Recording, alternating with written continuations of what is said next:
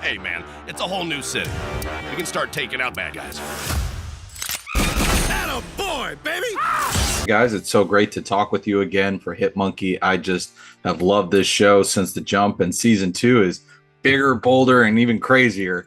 And I'm glad that it's finally here. It felt like it took a while for us to finally hear news of it returning. What was it like for you guys, sitting on your plans and waiting for that green light from everybody involved? Well, it was, Hulu, it was an amazing partner, and they really, fought internally to, give us that second season. And so we were psyched when we got that green light. And it was kind of hurry up and go, because we suddenly had to get it on the air not too much longer than it had already been, because there was like a year gap there already. So we completed the season in basically a year and a half, which is really quick for animation. So it was a lot of, hustle on Floyd County's part, which is the animation studio.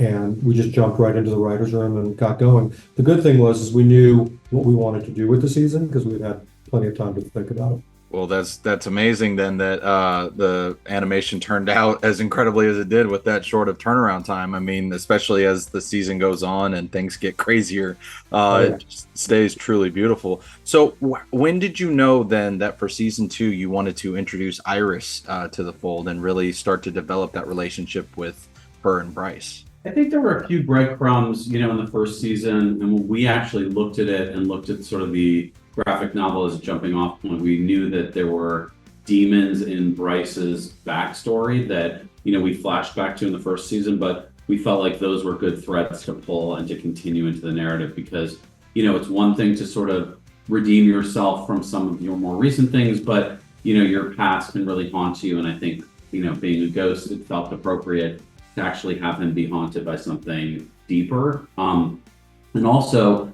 we really wanted a reason to go to New York. It wasn't just arbitrary. And the idea of redeeming himself with, his primary relationship and sort of unwrapping something that had become so formative for him was really exciting for us. And then, to cast someone like Kristen in that role was just an exciting jump off, that felt like a really good compliment for Jason. And the idea that, blood runs thicker than water, and that, there's certain things in her DNA that were very similar to him. That was just a really fun area for us to explore. Now, with this season as well, we also see a further expansion of the sort of supernatural side of things, as you had already touched upon with Bryce being a ghost in season 1, but now we've got full-on Satan here in season 2, and a potential war on between heaven and hell and earth. And I mean, how did you go about grappling that side of the storyline with, like we were talking about before, Bryce's goal of redemption, as well as Hit Monkey's own sort of inner struggles with his morality? Yeah, I mean, season 1 was a relatively grounded, season in terms of, it lived mostly in the real world. But what we noticed, not only in the show, but also in sort of the comic, was that there's a very thin membrane between the afterlife and the living. In a lot of ghosts kept appearing in the first season, from Yuki, the Japanese kind of witch, to obviously Bryce, himself, to Elder Monkey, who comes to haunt, Monkey in the human world. And so we sort of realized that there was a larger story to tell about sort of rupturing that membrane. And so we knew that Bryce had gone, to hell. It was sort of a joke at the end of the first season, but we really wanted to kind of unwrap, how did he really get back to Earth? And knowing Bryce, it was not the story that he told at the end of season 1, because he tends to lie quite a bit. And so once we unpacked that, it really kind of unlocked the season for us and allowed us to kind of go to a bigger, more interesting place, while, as Will said, at the same time, unpacking the more human stories that really drive the show. I love that. And like you say, it unravels really well, because it unlocks new layers of Bryce that he has to confront, and made it so much more fascinating to watch. I mean, I binged all 10 episodes in one sitting because I was just so hooked. Now, in looking at the rest of the cast, I love the introduction of this supernatural group of not quite heroes, not quite assassins. They're somewhere in the middle of all of this. how did you go about, developing individual personalities for all of them, as well as finding the perfect people to play these characters? Well, that was the real fun of the season, was kind of building out this group of, you could call them antagonists, but it's hard to tell through a lot of the season if they're with us or against us. And we wanted them also to be tied thematically to this kind of core theme of the show, which is really a kind of rumination on the price that you pay for violence. And so these are characters that in their own way are trying to move away from violence, but like a lot of people, they have not picked the right lane to do it. And so they're interesting villains to us. We were sort of really happy with the voice cast that we were able to assemble, including Nat Faxon, Tremel Tillman, a lot of really amazing people that, and you kind of, once you start writing them, if you do a good job, they start to write themselves, and then the actors come into the booth and they make them their own. So, Tremel, for instance, would give us, 10 times the content that we needed at the end of the session. And we were like, okay, we really found the character there. So that was exciting. So speaking of making characters their own, then I'd love to hear about Leslie Jones's involvement working with you guys on her character. I mean, obviously she's an SNL vet, so she has plenty of experience with improv and stuff like that. But I'd love to hear, the collaboration process with you guys with her, and how much she made that her own character, and how much that was, really her following your lead.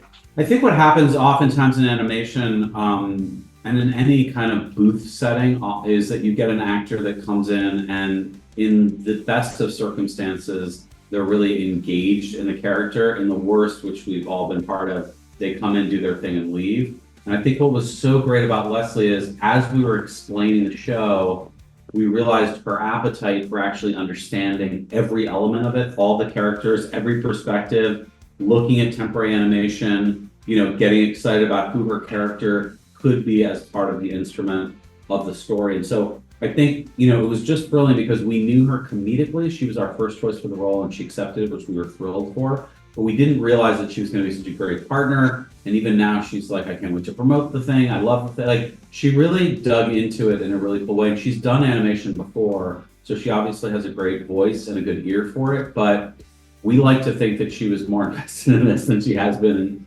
anything before, because it certainly was our experience on the receiving end of it. That's amazing to hear. I mean, I've loved her work throughout the years, and so I love that she was just as invested as I am in this show, and I'm not even in her position. So in coming to Hit Monkey's story, then I can't get into spoilers, of course, but this season ends quite like the last season on a pretty big note for Hit Monkey, and I'm curious, with obviously the wait to hear word about a season 2, did you ever have the idea of ending this on a more conclusive note, let's say, than what we have in the season 2 ending now? Well, I mean, no, we didn't want to wrap it up. In its own way, it does slightly wrap it up. You know what I mean? In a certain symmetry, but we did want to leave the door open either for future episodes or for the audience to kind of go somewhere. You know what I mean? We didn't want to wrap it up, too neatly. But we needed to end it on a kind of big note. And so we always knew that was going to be the end of the season. We kind of knew that was going to be the end of the season, even as early as season 1, you know what I mean? So we really had a lot of time to kind of construct and think about the arcs of season 2. So yeah, we were thrilled that Marvel and Hulu let us kind of go to such a extreme place with it. And we can't wait for hear what audiences think of it. I hope that you guys get a season 3 renewal to expand upon it, because I would love to see the new dynamic that's to come from that setup. It's such an interesting twist.